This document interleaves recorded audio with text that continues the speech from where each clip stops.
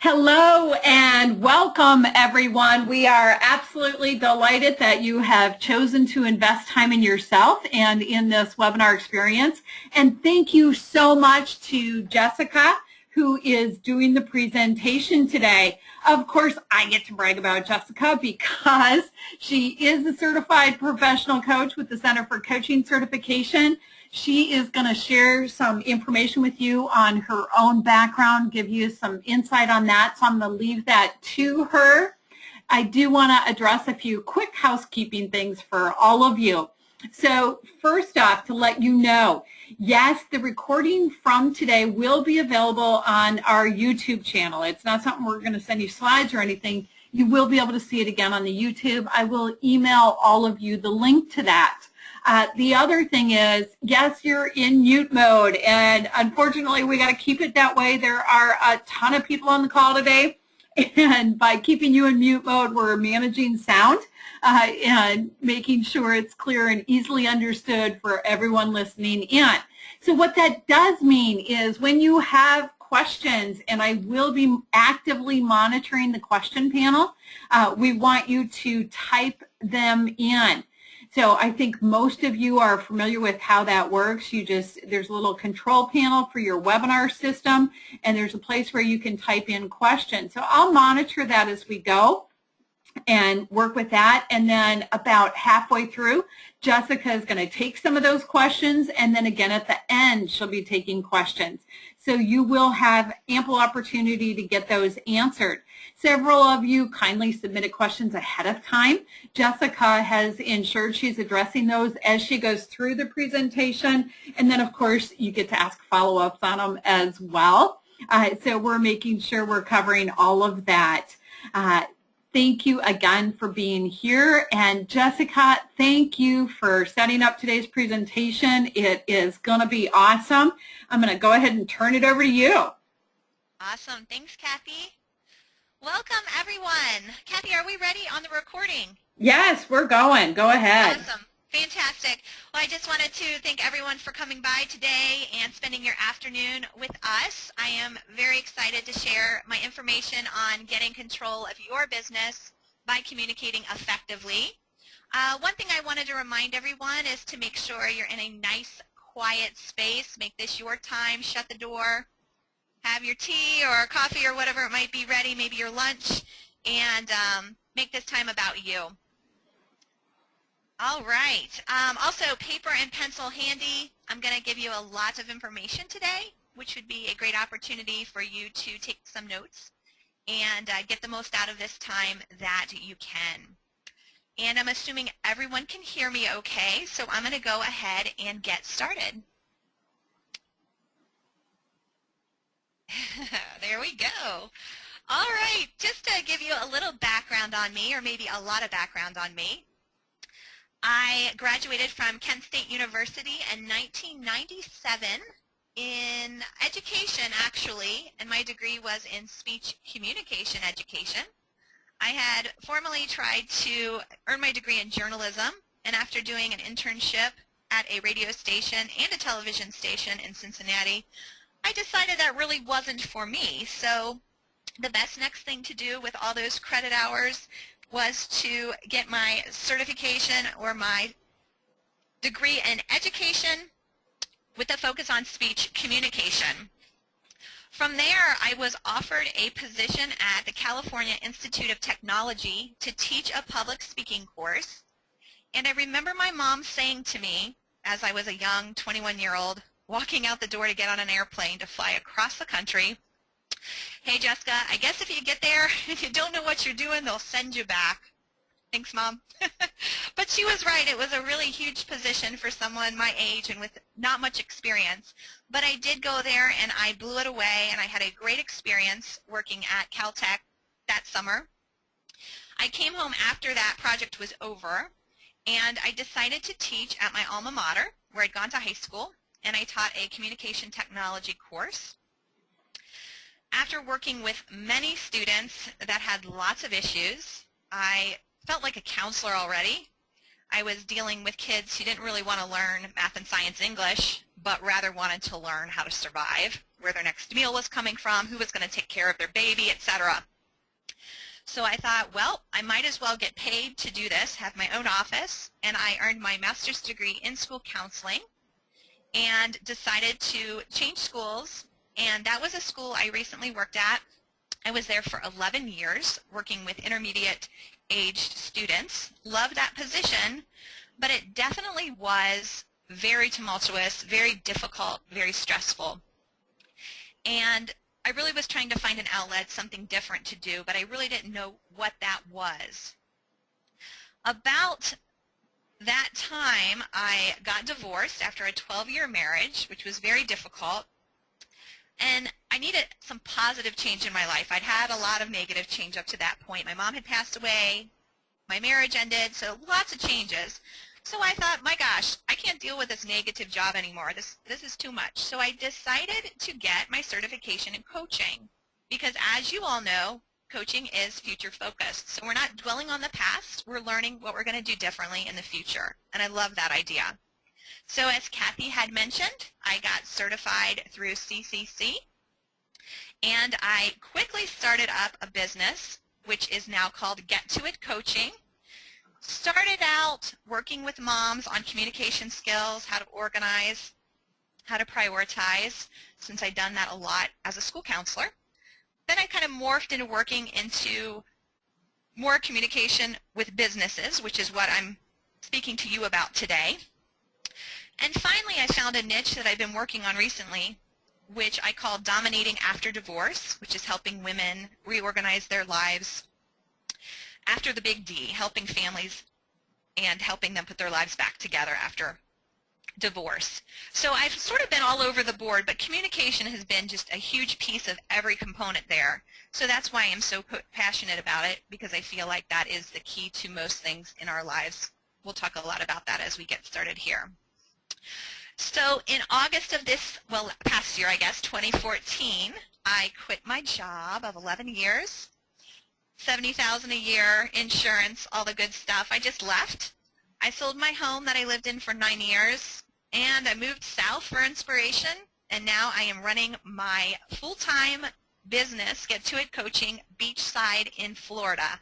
And I am literal when I say beachside. I can hear it rolling. We're having a cool day here today, so I have the windows open. And when I say cool day, a lot of you are laughing because I know it's really cool around the country today and the world. So a little inspiration to get us started. Lee Iacocca once said, you can have brilliant ideas, but if you can't get them across, your ideas won't get you anywhere. And for those of you who may not be familiar with Lee Iacocca, he was the president of Ford and also headed up Chrysler at one time. So what a really thought-provoking idea. You can have great ideas, but if you don't get them across, it's not going to matter. You're not going to go anywhere. So really something to consider. So some of you may have logged on today because you may have employees that work for you who are struggling with communication. I would guess maybe the majority of you are probably entrepreneurs and maybe yourself need some support and practice, little guidance or a reminder of how communication can impact your sales. So the formal definition of communication is the imparting or interchange of thoughts, opinions, or information by speech, writing, or signs. So communication has a lot of different components to it, and we will talk a lot about that in detail. Surprise! So there I am in the stripes on the right of your screen, and I'm talking to my friend Christy, who's also a coach, and then my friend Emily on the left there, who has a small business as well. And one thing the three of us have talked a lot about, and Kathy and I actually talked about this a little before we got started, was my surprise regarding sales and that portion of my career as a coach. I know it sounds absolutely crazy, but I never really thought of me having to sell myself when I got into coaching. I don't know why. It just never crossed my mind. And I never really thought of myself as being a good salesperson. But in this field, and as an entrepreneur in general, obviously you are constantly selling yourself. People buy your personality. They don't necessarily buy because you have the best product or the best deal. They also maybe buy because you're just available. You're there. You're convenient. People are out there looking for you. And people tell me this all the time, and you have to always remind yourself that if you're not there, people don't know where to find you. So you need to put yourself out there, and we will talk a lot about that today. You need to make yourself stand out. We all know the impact of first impressions and what they can make and how they can make or break you or an opportunity. First impressions are actually made within 7 seconds of contact. So you all have made your first impression about me 10 minutes and 30-some seconds ago. So 7 seconds in, you've already got that first impression. The good news for me and for you as well is first impressions are more heavily influenced by nonverbal cues than verbal cues. So since we're hiding behind our computers today, we aren't able to judge based on those nonverbal cues. So from first impressions to love and trust. Why love and trust? Because humans crave connecting with other humans. We crave it, both personally and professionally.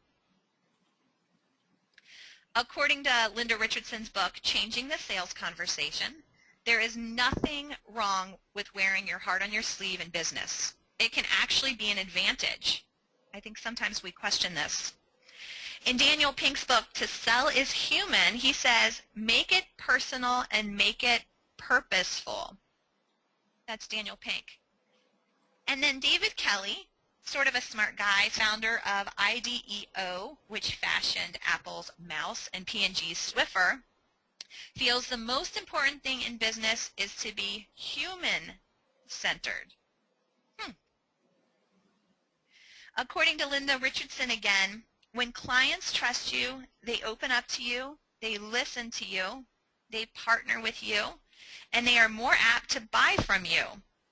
Trust makes perceived risks acceptable, but when there is no trust, soon there is no relationship.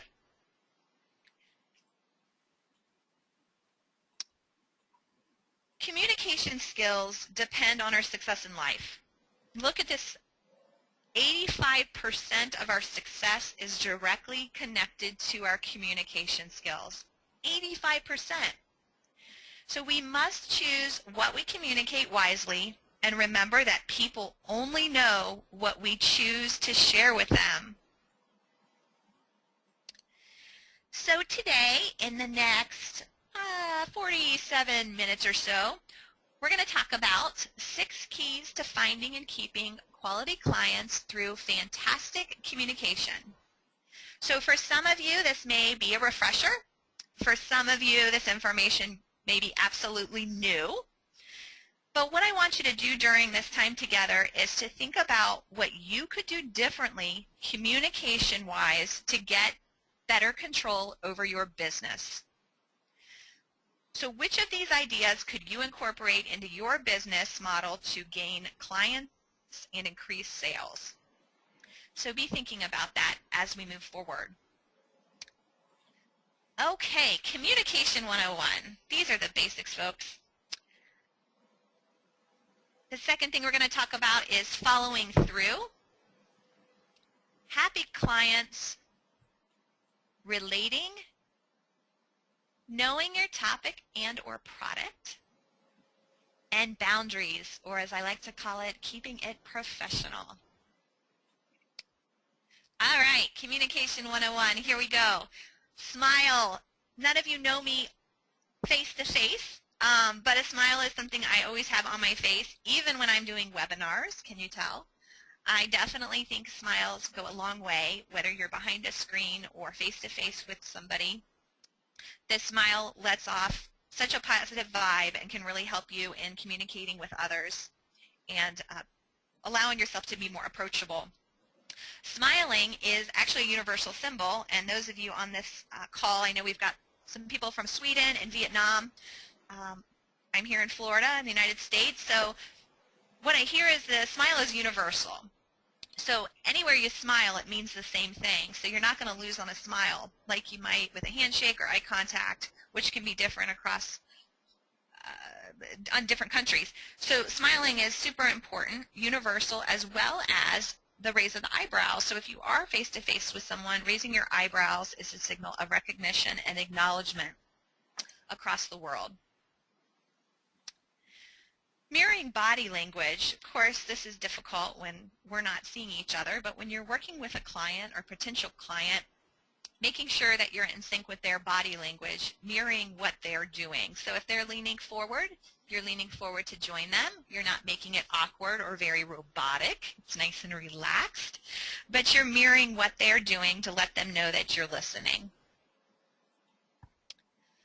Volume. I always laugh when I talk about volume because I have a super loud voice, and luckily you can turn me down on your end. Volume's super important, folks, especially when you're working with people face-to-face that can't turn you down. Sometimes volume goes the other direction, and maybe you come across timid or insecure because your volume is too low. So you want to make sure that you're speaking in a good tone. This is a good time to consult one of your honest friends and ask them, hey, tell me a little bit about my volume. Is it too much? I'll tell you a short story here, and I will use stories quite a bit during my presentation today. I have a friend who's a speech pathologist, and she has such a booming voice, which I understand why, since she's in the field. But every time we are having a meal together in public, her voice is so loud people actually turn to look. And maybe I need to get some guts to say, hey, Emily, we need to tone it down a bit. She has a beautiful voice. It's wonderful, but it is a little bit too much at times. So adjusting the volume, you don't want to make your client or potential client feel nervous that other people might be seeing or hearing what's going on. So make sure you're adjusting that to be appropriate and not to be too overwhelming or to be coming across as insecure, timid. That leads nicely into confidence. You want to use your voice, again, to show confidence, your posture, and your hands. Using hand motions when you're speaking to a potential client is always helpful in allowing them to know that you're confident about what it is you're selling. Having a positive attitude. I know this sounds like a no-brainer, but there have been many times when I have seen this happen where the attitude is not always positive when it needs to be. A lot of times, earlier in my career, I would often start something with a negative connotation. Hey, this may not be that cool, or I'm going to tell you this, but you may not really trust it, or this or that, kind of leading it off in a negative. Don't ever do that. You don't want to set your audience up to think that you are sharing something that they're not going to be interested in or that isn't valid. When I was student teaching ninth grade, I walked into a classroom full of, 15-year-olds. It's pretty intimidating when you're, 19, 20, or whatever it was I was. You walk in the room, and the first thing I say to the kids is, all right, I've got this really cool activity for you, but it's a little bit corny. And of course, the kids treated the activity as if it was a little bit corny because I'd given them permission to. So that was a good lesson for me to keep that attitude positive. Energy and enthusiasm. You want to make sure that you have a super assertive tone when you're addressing clients. You also want to make sure that energy and enthusiasm is contagious. You want to have your head up and be upbeat and be memorable. You want them to remember something about you. Another no-brainer, especially for us here in the States, that eye contact is super, super important. We want to make sure that we're using that not only in person, but in videos that we do. We want to be looking at the camera, not looking around. It definitely lets people know that you're feeling insecure or nervous, so you want to really practice that eye contact. An example, I was in a grad class doing a group process with my classmates, and we were saying honest things about each other, kind of giving feedback, and one of the students in the class said to me, "You never look me in the eye." And I thought, oh my gosh, I was mortified because I thought I'd had that down. I thought I was really being aware of that. So that actually was a gift, and I think about it anytime I'm working with someone that I need to be really aware that I'm giving that eye contact. Slow your pace appropriately. You don't want to speak too quickly because you don't want your potential client to think that you are in a hurry. You want to take some breaths, and you want to use silence as a gift. You want to use silence where appropriate to allow that client or potential client to think about something. Out and about, super simple. This may put you atop of your competition. If you're out and about, you want to always be on your game. I travel quite a bit, probably fly once a week, and typically when I get on an airplane, I have my earbuds in and I'm ready to work because that's a good time for me to spend a couple hours getting some things done on my laptop. But people are watching and people are curious, and every time I sit down, whether I have earbuds in or not, someone will say to me, "What do you do for a living?" And guess what? I've gained a couple of clients from that. A couple of people have called me, a couple of people have asked for my business card. It's really intriguing how quickly you can spread the word about you and your business just by simply being aware and letting yourself look available. So I have one of those approachable faces, I guess. I sit down next to someone even if my earbuds are in. They're asking me questions. Some of us don't have it that easily, but I have gotten in the habit of trying to take those out and making sure that I'm available to anyone who may be a good potential client for me. And lastly, under Communication 101, listen. Never interrupt. This is a difficult one at times because we get excited and want to give input. And don't listen to reply. Listen to understand. Something that is so memorable about a former principal of mine, I used to go into her office and she would literally take her papers and spread them over to the side and give me full attention when I came in to ask a simple question every time.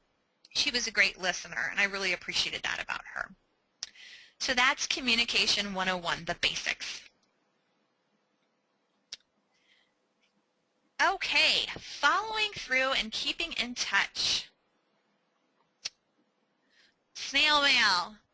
I know you're all laughing right now. Snail mail, what? Okay. Direct mail actually works, guys. It really does. And I went to a presentation from the United States Postal Service the other day that gave me some wonderful statistics on how effective postcards and such can work if you're sending them out to a large group. So snail mail still is effective, but maybe something a little simpler for you. Maybe just a simple thank you note or just a recognition that you are excited about meeting the client, maybe that you're going to work together and you're looking forward to that. Whatever you may want to say to them, you can definitely do in a short note that you can pop in the mail. People love it because it doesn't happen much anymore. A company that uses snail mail is Poshmark, and that's for maybe the women on the line. I don't know that this is really targeted to males much, but Poshmark is an online consignment shop basically. Women put clothes and accessories up on there, and then when you sell those, Poshmark asks you, when you send the product to the person who purchased it, to include a handwritten note. What a beautiful way to say thank you to someone.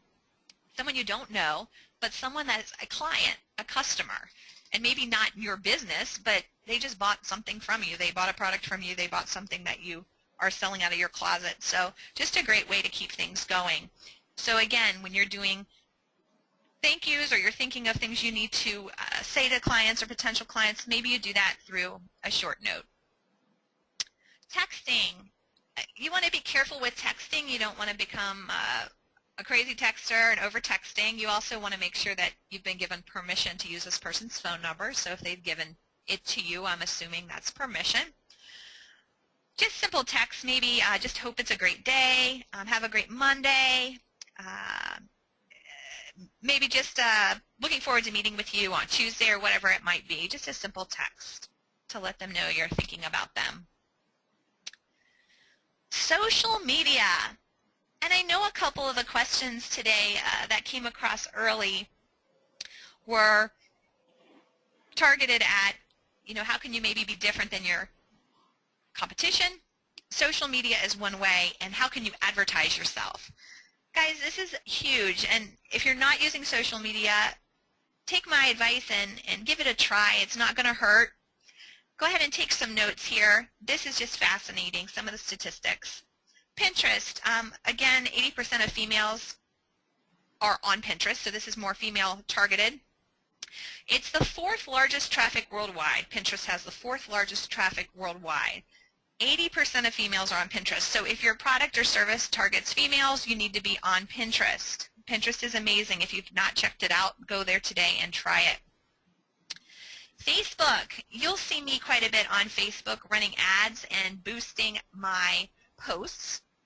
1.28 billion monthly active users are on Facebook. 1.28 billion. You need to be on there. Twitter, 78% of Twitter's active users are on mobile phones, which means they get it automatically. So if you're tweeting something in the moment, they're going to see it right on their phone, which is awesome. Instagram, sort of the Facebook of photographs. 50 million users signed up in the last 6 months. 50 million. Don't you wish your business was doing that? 50 million.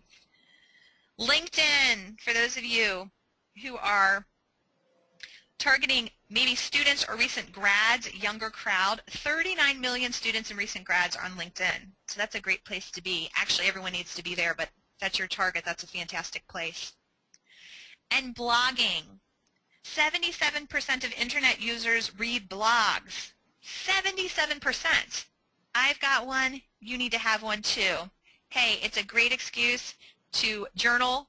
You can journal it out, put it on your blog. You've kind of killed 2 birds with 1 stone. Blogging's fantastic. It's also very therapeutic in my mind. And Skype and FaceTime, really great ways to make things personal if you are working internationally or even nationally and you need to work with folks and you can't see them face-to-face. You can Skype and FaceTime and that problem is eliminated. Some clients like it, depending on your service, of course. Some prefer to be behind the computer.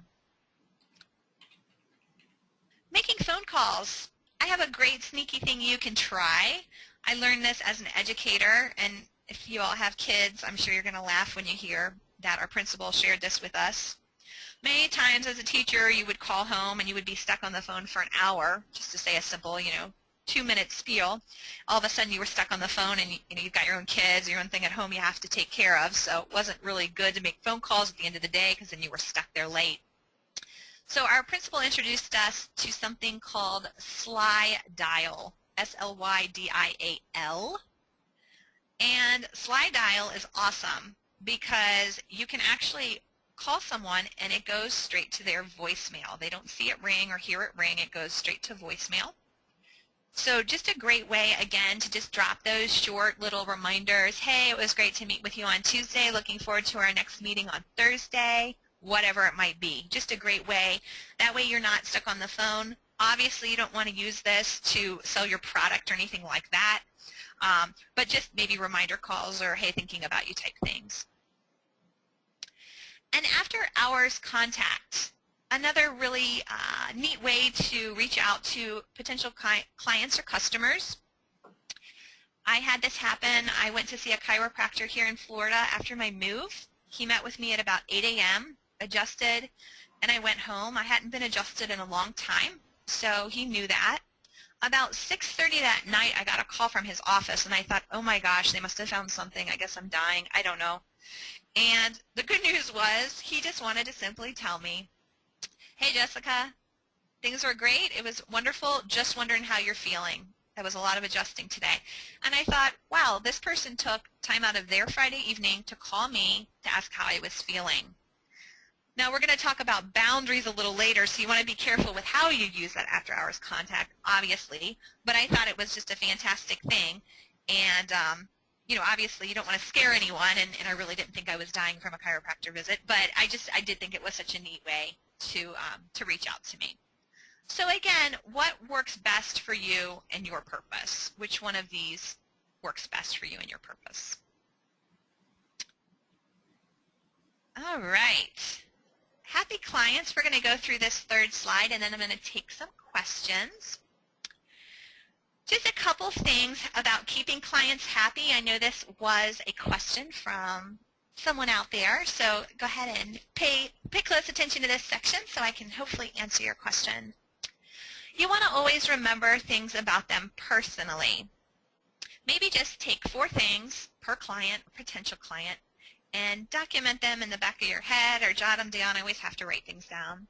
So maybe you remember that their mom works for the city building, or you remember that they have 3 children, or that they went to Boston College, or that they enjoy boating, whatever it might be. 4 things to let them know that you know who they are personally. A no-brainer, but make sure you know names and how to pronounce the names. I was in the elevator moving into the condo a couple months ago, and I met a woman in the elevator who said to me, "Good to meet you, my name is Jamie-Ann," but no one ever remembers that, so you can just call me Jamie. And I thought to myself, well, but that's not your name. So I made a real effort to remember that, and the next time I passed her, I used her name, and I think it went a long way with her. It's also really powerful to use names at the end of conversations. So, hey, Kathy, thank you for your time today, or hey, Nicole, it was great meeting you. So making sure you add that name in. You want to focus on them. So people love to talk about themselves. So make sure you're asking questions and ask those questions to learn more about them. I love this, the golden rule versus the platinum rule. And I'm not sure where I learned this. Maybe Kathy taught this to me.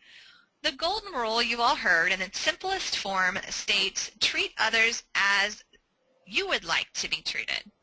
Okay, that sounds cool. I like that. But the platinum rule says, treat others the way that they would like to be treated. That sounds even better. Because the way I want to be treated might be a little different than the way you want to be treated. So be real aware of the needs of your potential clients or customers. And you can get there by using your active listening, making sure that the information they give you is being processed and that you're giving it back to them so that you know that they are listening. So that they know that you are listening, rather. So, for example, let's say they tell you that they're not able to meet on Monday because they have a doctor's appointment. At the end of the conversation, when you get ready to schedule their appointment, you're going to remind them that you remember they have that appointment on Monday, so they can't make it in. So how about we schedule that for Tuesday? So active listening. Encouragement and approval. Make sure you are giving that customer or potential client some encouragement, maybe just saying something as simple as, that sounds fantastic, or you're a real go-getter. Just letting them see the enthusiasm that you have for them will hopefully make them feel a little more connected to you. And keeping your promises, a no-brainer. Don't make promises you cannot keep. Less is more. Keep it simple. You can always do more in the future instead of making a promise that you cannot keep. So those are a couple pointers under happy clients. I will go ahead and give me 2 questions now just because we're running a little short on time. If there are any questions anyone wants to ask, go ahead and type those in for Kathy and she'll relay them to me. Okay, yeah, sure. One of them, and I'm not sure I understand it, is how can I slide dial? What number of numbers do I press before I dial my client's phone number? Great question. Okay, see, you love it, don't you? Go ahead and just go to Google and enter slide dial, S-L-Y-D-I-A-L. It may be different depending on where you are in the world, so I'm not going to say a number because I don't want anyone to dial it and it not work, and then you'd be shocked. So go ahead and just enter that in. It's also an app on your telephone, so if you want to enter slide dial on your telephone, you should be able to do that as well and get that in your Play Store on your telephone. Good question. That's a great tool. Okay, excellent. And another question, and this one actually, I'm going to give you one of them that came in ahead of time just because of what I'm seeing in the comment box. I'm guessing this is going to be pertinent to a lot of people, and I know you've got some information on this.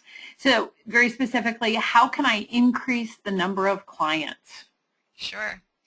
Well, by increasing the number of clients, you're going to have to do a whole lot of digging based on what it is you're selling or presenting. For me, increasing the number of clients is getting myself out there on social media. That works the best for me.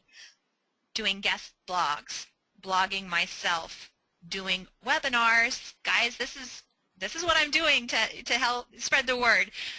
Super simple, doing some workshops. You can do those live or you can do those virtually.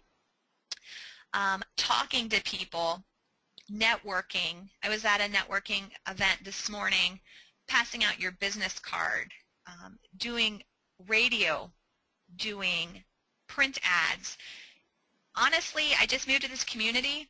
I have already been in 2 magazines and on the radio simply because I asked. I just reached out, and I was nervous. I was really unsure. I didn't know the community real well. But just going out there, getting yourself out there, putting your picture out so that people know who you are. I've already had people stop me in my town, and it's a small town, but say, you are in Vero Beach Magazine. I recognize you. Just to get your name out there and your face so that people that have questions know where to take the questions. Because again, like I stated earlier, if you're not available, people don't even know your services exist sometimes. For me, a divorce coach, I didn't even know that existed. I didn't know it existed when I went through my divorce. You help people communicate in business? I didn't even know that was something that existed. Thanks for letting me know. So people are grateful to know about your services. Great questions. And again, you can email me with that question if you have further questions, and we can dig a little deeper based on what your product or sales is. But that's just an overview. Awesome, guys. Thank you so much for those questions. Okay, I'm going to move along. Relating.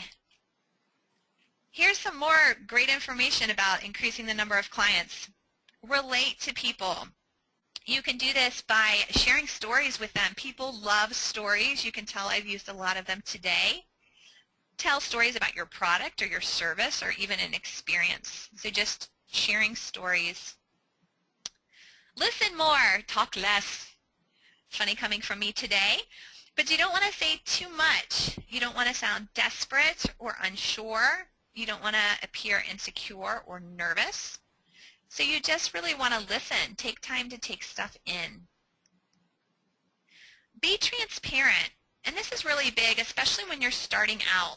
You don't want to let anyone know that you're totally green to the topic or area that you're working in. You always want to make yourself seem bigger than you are, but you also don't want to mislead people. So you want to be upfront. Hey, I started my business in April. That's not a horrible thing. I did. I started, and it's been great. It's been wonderful. Just to be transparent upfront so that people aren't misled. And adaptation. Adapting to who your potential client or client is and what they need. This does not mean you have to change who you are, but you want to be able to sort of morph into what they are looking for. You don't want to be something you're not, of course, but you want to adapt to what their needs are. So you want to be real careful about how you do that, but I think that's a great valuable tool, is to be able to be adaptable to each situation and each client or customer.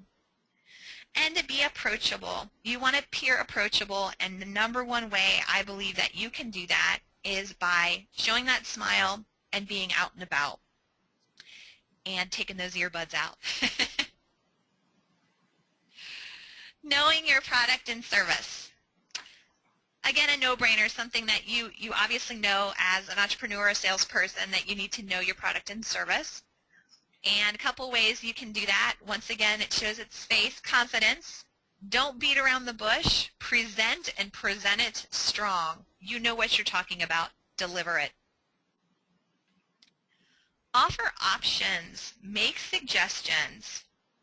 Have options so that you can be the expert on the best thing for your client or potential client. For example, Client or potential client, I hear you saying you need this. I've got 2 programs that you can choose from that would be good for you.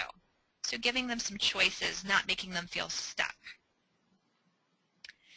Studying up, understanding the ins and outs of your product or service. And things change all the time, especially with the internet these days. So one way you can study up, keep up to date with your product or service is through webinars, which you're doing today. Great job. It's a great way to learn, and Kathy offers these great services, most of them for free. So what a great opportunity for you. Talking to people. Talking to people is huge. You actually can learn about your product through them. So a lot of times I'll ask somebody, hey, you seem like my potential client. What do you want? What are you looking for? What do you need? I can learn a lot about my product by talking to people about what their needs are. Taking a class. Taking a class is always a great way to learn more, obviously. And sorry guys, you're going to have to spend a little money to make, hopefully, a lot of money. So break down and spend some money to make a little money by taking some classes and getting a little more knowledge in your area. I love this, and this is a topper to your competition. Thinking outside the box. Do something different, extraordinary. Do something unique. Stand out with your service or product. For example, direct them to a website or a blog post or something you're proud of that has to do with your product. Give them a tip or a hint about something that they're interested in. Even something as simple as kind of making it more personal. Maybe they're new to your service and you've got a great location that they can go to get something to supplement it. Maybe you give them that suggestion, and every time they go to get that product to supplement the service that you provide, they think about you. So thinking outside the box, doing something a little different than your competition may do, going above and beyond. All right, boundaries. We've come to the 6th tip. Stick around. I've got a goodie for you here at the very end. We're going to go ahead and finish up the 6th tip here, boundaries and keeping it professional. Real important, and I know sometimes we forget about these boundaries. We don't really feel affected by them because personally they're not an issue for us, but there are many people out there that do have boundaries that cannot be crossed if you want to keep them as a client or even as a potential client. Married clients, be real careful about sending those text messages or making those phone calls. Avoid late night, especially, like that Friday night call I got at 6:30. Need to be careful about that. It was fine for me. I wasn't worried about it, but some people could maybe take that the wrong way. So just be real aware of clients that are married or opposite sex client, or maybe for some of you same sex client. You just want to keep it very professional. Clients you know before they're clients. So for example, a friend of yours, a big base of folks that have been referred to me were referred by friends of friends. So people that I had some knowledge of, maybe I was friends with them on Facebook or whatever it might be, kind of a loose friendship. You just want to be real aware, and you want to make sure you're setting parameters before you start with that person. So you're setting your ground, you're setting your price before it even comes up. You don't want to get into the habit of saying, oh, you're my friend, I'll take 90% off. Okay, that's ridiculous. Don't do that. Maybe you say 10% off for friends, or 20%, or whatever it might be for you, however that works best. It is difficult to work with friends. I've worked with a couple of friends. It's much easier to make assumptions with friends when you're working with them, so you want to be real careful. And you all know, if you're in business, that sometimes if you sell a faulty product or you give a faulty service or something doesn't go the way that the client or the friend thought it was going to go, that can affect your friendship. So just be aware of that before you take that on. Respect. Respect your client's wishes. If they're not interested, or your potential client, don't get desperate. Don't beg. Just let that be. If they don't think that they're a potential client for you, they're probably not, and that's probably a good thing that they're not going to take on time with you. So let that go, and you can follow up with that person at a later time. Maybe keep them on your mailing list, whatever feels right to you, but make sure you're not getting annoying, because nobody likes that or respects that. Taboo words and phrases. This is such an interesting topic, and I really feel kind of funny saying it, because I think most of us know what's right to say in business and what's not.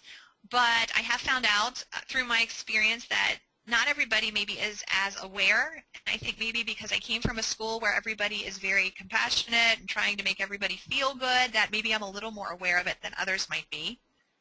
And actually, my bonus here at the end of the webinar is a list of taboo words and phrases to avoid in business, so stay tuned for that. But just a couple things to think about. These are the top. You want to avoid in sales the word I believe, the phrase I believe, I think, I feel, and I understand. I know those aren't horrible words or taboo really, but in business we don't want them. I believe, I think, I feel, and I understand. Also, and I bring this word up because I've actually heard a coach that is $1 million coach use this word quite a few times in her delivery, and it always shocks me. The word retarded, we do not want to use that. And also the word gay, probably not a good choice when you're working with folks you don't know real well. Another thing we want to avoid is simply gross stuff, using words that are just gross. Now I'm going to use one for the sake of an example, so don't hold me accountable for this. There was an interview I did with a psychologist years ago. I was interviewing her for the psychology position at our building, and she used the word regurgitate, but she used it in a fine manner, like referring to the fact that her students would regurgitate information back to her. Okay, fine. But I couldn't get the word out of my head, and I kept remembering her as the candidate who said regurgitate. It just kind of grossed me out. And she got the job. It was fine, and I joked with her about it. But you don't ever want a negative connotation left in someone's head. They will remember you for it, but typically it's not for good. And respecting privacy and confidentiality, that's, again, real important, especially when you're collecting phone numbers and email addresses, that you are holding to that. That can actually become an issue with the law, so you want to be real careful and make sure that you're stating your privacy practices up front. All right, so just some fun statistics here. How do you spend most of your time communicating? All right, so I was kind of surprised by this, really. I didn't think listening would be quite as high. I feel like there's a lot more talkers in this world than there are listeners, so I was pretty impressed with this finding. So we spend 9% of our time writing, so maybe typing emails or writing letters or whatever it might be, proposals, blogs. We spend 16% reading stuff that's coming in, 30% talking, and 45% listening. Okay, so if you're on the phone line, you can't see this, so I'll read it to you. Be the type of person you want to meet. Be the type of person you want to meet. So what I want to challenge you all to do is to list 5 personality traits that encourage you to buy from someone. So I'm going to give you a tough one here. 5 personality traits that encourage you to buy from a car salesman, for example. There you go. So let's say you're being approached by a car salesman. What personality traits are you going to look for? Go ahead and jot those down. Something just kind of fun to think about. And also ask yourself, do I think more about my reply than what they are saying? Do I make up my mind before I have all the information? Do I become impatient? Do I lose my temper when hearing things I don't agree with? Do I fail to give any response afterward, even if I say I will? Do I change the subject to something related to my experience? Do I try to finish the other person's sentences or interrupt? I might be guilty of that sometimes. Do I jump to conclusions? Do I answer with advice even when not requested?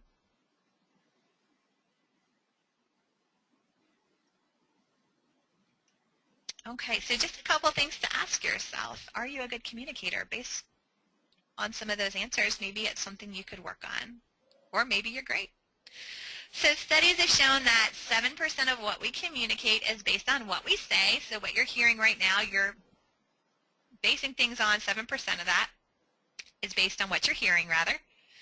38% is based on voice inflection. 38%. I know I have a high-pitched voice, so you might be judging me based on my voice inflection.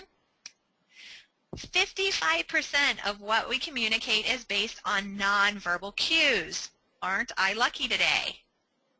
But when there are no nonverbal cues, the voice inflection influence goes up to 88%. So maybe I'm not so lucky. 88%. Interesting. Okay. So we're almost there. You guys have been awesome today. I am excited to answer some questions here in just a few minutes. We have about 10 minutes left, and I did want to, of course, offer you my No Sams in Business, and it is the 30-plus toxic words and phrases to avoid in business. And I'm going to give you that access here at the end of the webinar, so stay tuned. Some of you are wondering why I call them No Sams, and I actually have a blog post about that, so maybe you can hunt me down and find that blog post about why I call them No Sams. All right, at last. So what I'd like you to do is, based on the 6 areas that I talked about, I'd like you to make a list of maybe your strengths in those areas on one side of your sheet and the weaknesses on another. Doesn't necessarily need to do it now, but just something to do maybe after we get off the webinar, just to kind of debrief here a little. So list your strengths in communication on one end, and on the other side, your weaknesses. And each week, challenge yourself to choose one strength and one weakness to focus on. And the reason I say a strength and a weakness is because I think if you're focusing on the strength, it'll give you some encouragement and some motivation that you are good at this, that you just need to work on some different areas. So I always like to pair a strength with a weakness, and then work on that weakness and try to overcome whatever that might be. So maybe you have difficulty reaching out to clients on the telephone, or maybe you are struggling with volume in your voice, or you don't know much about your clients. You're having trouble setting boundaries, whatever it might be. Work on that weakness. And then continue to work on what your priorities are. So maybe Communication 101 is your priority. You're going to focus on the things in that area. Or boundaries are your priority. You want to go ahead and focus on that area. All right. Coaching with me. I am a coach. I work with folks in communication, divorce, things like that, family affairs. I'm pretty all over in regards to how I can help you in any area of your life that has communication as a concern or component, something you want to become better at. So I am offering anyone today a free 30-minute breakthrough session with me, and this would be if you want to see if a coaching relationship with me might be a good one for us. And a coach, as you all know, is an accountability partner, motivational partner, a focus partner. So if that's what you're looking for, if you could book that with me within the next hour after we get off the call, that would be fantastic. And that is at get-to-it-coaching.reservio.com/, and I know Kathy will be emailing the slideshow to you, so you will get that.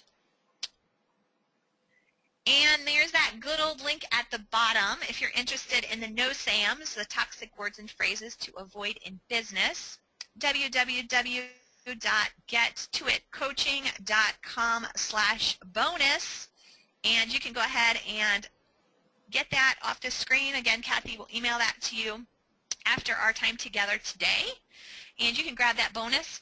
Also, any other comments or questions that I don't get to today, please don't hesitate to email me at jessica@gettoitcoaching.com, and I would be happy to address any of those comments or questions. And I just want to thank everyone so much for coming by today. Good luck in your adventures. And Kathy, what questions can I answer for this crowd? Yeah, no, absolutely. And thanks. And as a sidebar, Jessica, before I dive into the rest of the questions, we'd love to have you go on LinkedIn and start a discussion there and invite people to talk more or discuss this further in our Center for Coaching certification group on LinkedIn. Awesome. Excellent. Okay, so other questions, and I think this is a great one because it's right in line with what you're talking about. How to best communicate the value of coaching services? Yeah, isn't that always our challenge, right? Yeah. Well, absolutely.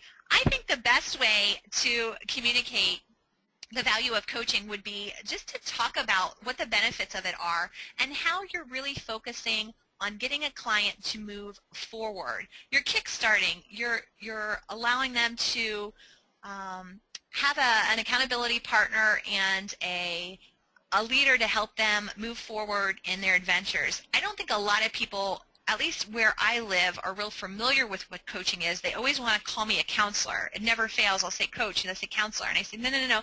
You know, that's the past. We're working on the future. And how can you get there? Also, tons of statistics online. I know Kathy had a ton during class, if you did take the class through CCC, just how amazing the return on investment is for coaching, especially in corporate America. I don't know how many of you are in corporate America. I know a couple of you are that are on the call today. But the return on investment is ridiculous. I don't know, Kathy, it was like 200 and something %. So 500 to 700%. now it's increases. Well, I was really dumbing that down, wasn't I? So even higher. So just to show people those statistics, you can talk about them on your website. You can blog about them. You can put them in your social media package. However you want to do that is always effective, as well as testimonials from folks that have gone through your program. I have some great testimonials from people, again, who were skeptical, especially when I was doing my training. I was working with people for free to kind of get some experience, and they just were astonished and would say, gosh, I'd have paid anything for this amount. And just reminding people, how much is your life worth? Like, if you're coaching divorced women, like, if you don't fix this issue, if you don't move ahead, what's going to happen? Where are things going to be? Where are your children going to be a year from now? Where are you going to be? So maybe playing with those heartstrings a little bit, pulling on them, and getting people to see the value in that regard.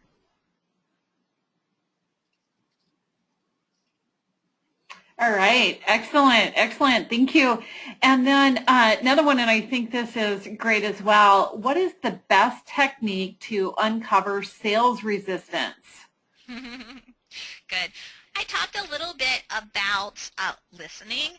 I think that's huge, is to listen to somebody tell you why they're not interested or why it's not going to work for them. And again, heartstrings, pull on them a little, give them the facts, let them know how things are going to benefit them, and ask them lots of questions so that you can get feedback. So Brenda, if you don't get the coaching with me, tell me, where are you going to go from here? What's going to happen next? Asking them questions to get them thinking, because a lot of times people will sell themselves. It's pretty amazing. When you ask questions, people will almost talk themselves into it. But you need to make sure you have a lineup of questions, and you can email me separately if you'd like, and we can definitely talk about that. But just a really great way to get people kind of talking themselves into it, because if they've come to you for a reason, and they're going to often say to you, I don't have the money, I don't have the time. Okay, well, is that really a deal breaker? My coach once said to me, even a homeless crackhead finds money for crack because they need it. And I know that's an extreme example, but it's really a great point is if you really want something, if that client really wants something or that potential client, they're going to find a way to get it. And if you let them know that your value is high enough and is going to be helpful enough for them to see success, I think they're going to buy into it. So you really have to sell yourself on that and sell your product and service. All right, excellent. Thank you so much. And to let you know, Jessica, we're getting lots of comments, people saying thank you. I do have some people that have to head out. They've got other things scheduled. We've used our time. So we're excited that you are available after the fact for people who have additional questions. And then also look forward to a good conversation in the group on LinkedIn. So awesome. Yeah, excellent. And there's so many thank yous scrolling by. Great presentation, great webinar. Thank you very much. Once again, a great webinar, et cetera, et cetera. So thank you, everyone, for that great feedback. Thank you, Jessica, for a great presentation, and we look forward to continuing the conversation. I am going to go ahead and close this out and look forward to staying in touch with everyone. So thank you. Thank you, guys. Thank you.